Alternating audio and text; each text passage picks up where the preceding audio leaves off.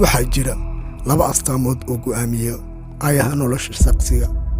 inkasta oo magaca rag laga wada yahay, garaadka iyo garashada ayaa liisdheer yahay.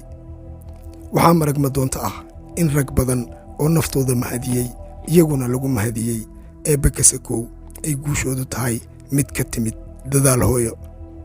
iyadoo taasi jirta ayay qaarkood ka indhasaaban yihiin in ay hooyadii dhashay ay la soo martay daruuf adag, una hurtay muruqeeda, nafteeda, maalkeeda, wakhtigeeda iyo riyooyinkii mustaqbalkeeda si ay ubadkeeda u siiso nolol aaya leh. in baa og waxa ay mudan yihiin oo ceebaha iyo iinta u diida haweenka Soomaaliyeed. in baa og hooyada macnaheeda, maamuuskeeda iyo in ay hilibkeeda siisay oo uu cunay. in baa og in ay walaashu tahay mid waana la jecel oo garab taagan. in baa og in 9 bilood iyo sugeeda calool lagu siday, foolna laga maray. inta arrinkaa garan iyo inta ka indhasaaban waxaa lagu kala gartaa geedi socodka iyo loolanka uu shaqsigu kula jira wakhtigii isguraya. waxay ku sifaysan yihiin 2 astaamood oo lid isku ah. goorta uu si dhaba u garwaaqsada arrimaha, wuxuu noqdaa shaqsigu mid mas-uulka noqdo noloshiisa iyo ficiladiisa maalinlaha ah, balse ma noqdo mid dusha ka saara cid kale eedda iyo halka ay noloshiisu taagan tahay maanta. wuxuu isweydiiyaa doorka uu nolosha ku yeelan. wuxuu isweydiiyaa meesha uu ku bixin lahaa cimriga iyo awoodda dhallinyaronimadiisa.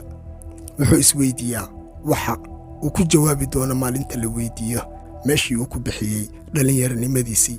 wuxuu noqdaa mid ka gaashaanta daruufaha wakhtiga ee gacmaha ka xira shaqsiga. qof walba oo inaga mid ah, daruufaha nolosha si unbay u saamaysaa. taasi macnaheeda ma ahan in uu shaqsi ka nasiib badan yahay shaqsi kale. nasiibku cid kasta wuu la jiraa, balse waxay ku xiran tahay shaqsiga sida uu uga faa'iidaysan hayaanka nolosha. qof fursadda ayuu abuuraa, intaa kadibna nasiibka ayaa saacida. qofna inta uu gacmaha isa saarta ayuu sugaa fursadaha ku xiran malaha mustaqbalka.